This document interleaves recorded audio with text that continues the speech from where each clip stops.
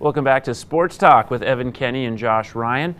Busy weekend for the Lloydminster Bobcats as well for the Lakeland Rustlers. Starting with the Bobcats, you saw some progression for them. A win against Olds, an OT loss, and an even bigger loss, unfortunately, with one of their most important players, Tyler Schendel, now out for the season. For sure, Schendel, 40 points last year playing for Camrose, and it was in Camrose at the AJHL Showcase that he broke his femur on a bit of a kneeing penalty.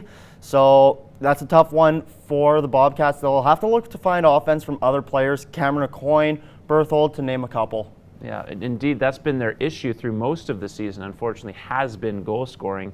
And Schendel, not only one of their most important offensive players, but also as an assistant captain, one of the leaders on the team, which means you need those veteran guys to step up even more now than they were needed to moving forward. For sure, they have a lot of young guys, but now they're a few games into the season. It's not as much that they're rookie players now as much as unexperienced, so they'll really need to take what they've learned already and step that up, sort of fill in the gaps that he's leaving there. Josh Diaz obviously has helped in between the pipes, so that's given them some stability, obviously, in the last 4 games or so. Now moving forward, they'll need even more big performances from him as they head into a couple of games against tough teams in the next few weeks.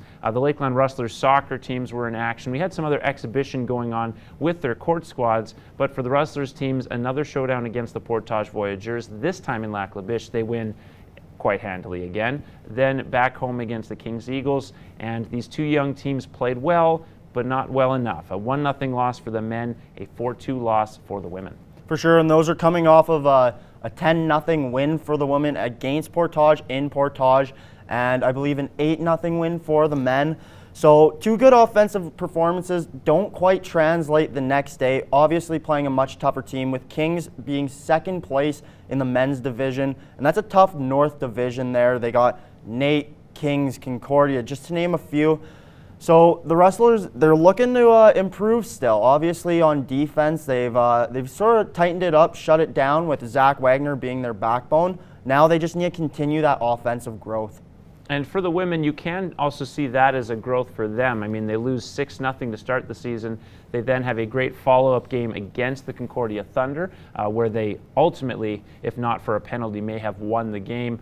Then they improve on this result. So from 6-0 to 4-2 in a generally competitive game, for a team that's almost completely filled with rookies, that is a significant improvement. Yeah, only 3 veterans returning on that team, and 2 offensive powerhouses for the Rustlers women's teams are Feel and Bone. Both of them have had great offensive performances so far, so look for them to continue putting up those numbers. And Feel, one of the goal scorers on Sunday against the Kings Eagles.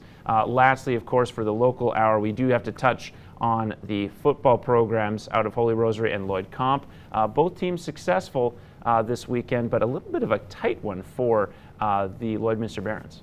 Yeah, for sure. The Barons only winning by 1 point against a Bonnyville team that was undefeated up until this point. That could have caused playoff complications for the Barons team. Luckily, they got away with that one, but they're going to need to look to improve if they want to keep on top of the Wheatland Football League.